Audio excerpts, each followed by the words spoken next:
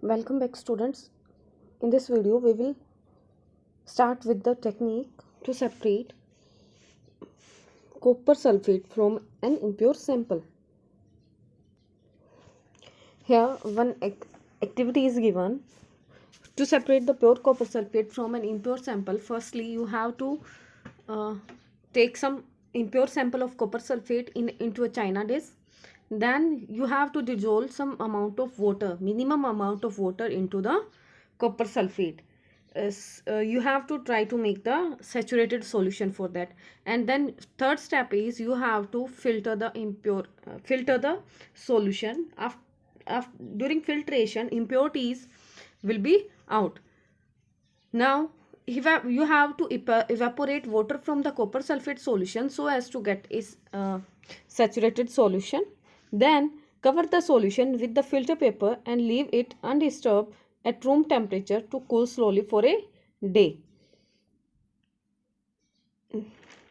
After the evaporation of complete water, what you get the pure crystal of copper sulfate into the china dish. This method of separation of pure copper sulfate from the impure is known as the crystallization. We can use this technique to get the salt from the sea water. All of you know sea water have the large amount of impurities in it.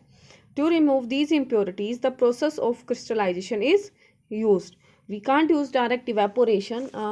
We know कि water से हम salt can extract कर सकते हैं by the evaporation also, but sea water have the large amount of impurities, so we use the crystallization method. Crystallization is a process that separates a pure solid in the form of its crystal from a solution. Crystallization technique is better than simple evaporation technique, as some solid decompose or some, like sugar, may get charred on heating to dryness. कि जो कुछ solids होते हैं, अगर हम उसको direct evaporation से gain करेंगे, एक्सट्रैक्ट करेंगे, कुछ सॉलिड्स आपके ख़राब भी हो सकते हैं.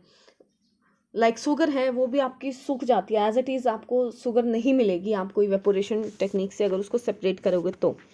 सम इम्प्योरिटीज़ में remain dissolve into the solution. अगर उसके अंदर कोई इम्प्योरिटीज़ हैं तो वो जो सॉलिड सब्सटेंस होगा उसी में आपको मिल जाएंगी, वो आपको प्योर सॉलिड सब्सटेंस गेन नहीं होगा. सो सम इम्प्योरिटीज में remain dissolved in the solution even after filtration. On evaporation these contaminate the solid. Now come to the applications for the crystallization technique. Purification of salt that we get from the sea water. Next application is separation of crystals of alum, Fitkari, from impure samples. Student, this is all about the different techniques to separate the components of a mixture. With advancement in technologies, many more methods of separation techniques have been used. In cities, drinking water is supplied from water works. In next page, a flow diagram of a typical water works is shown. From this diagram, different methods are shown here to get the supply of drinking water to your home from the water works. As you can see, let's discuss it. As you can see, many different tanks are shown here. First tank is reservoir tank. Here, this is the reservoir for your water source. Then water goes to the sedimentation tank, and this is followed by the loading tank. In the sedimentation tank, it allowed solid to settle down. If there is any solid impurities in the water, तो जो इस sedimentation tank में water जब stand करेगा कुछ time के लिए, solid impurities हैं वो सेटल डाउन हो जाएंगी on to the bottom, and the upper side you get the pure water. Then loading tank is there. In the loading tank, suspended impurities will be removed. Now next to the loading tank, filtration tank is there. In filtration tank, as you can see, many different layers are there, like fine sand, gravel and coarse gravel. These layers help to water purify very finely. Next tank is chlorination tank to kill the bacteria. In the chlorination tank, we pass the chlorine gas, that is disinfectant. After chlorination, your water is ready to supply at home. Some question answers are given here. We will discuss all these questions, internal questions into the next video. Next topic is physical change and chemical change. What is the physical change? Physical change are those changes which happens in the physical state of the substance,